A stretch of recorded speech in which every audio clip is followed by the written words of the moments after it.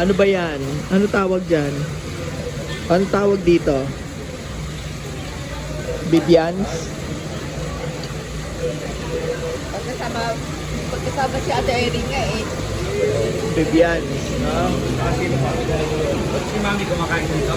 Oo, oo. Nako. Dito yan o. Dati nung mga una, dito kami pumuposisyon. Tapos regular namin yung upuan na yun. Yung lamesa na yun.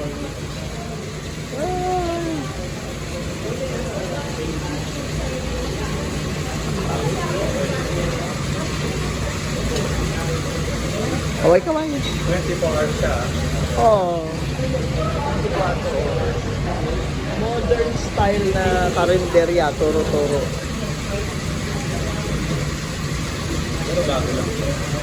Dati na. Ate makikita sa tablet. Ate makikita. Alam mo, sa totoo lang, kailan lang yung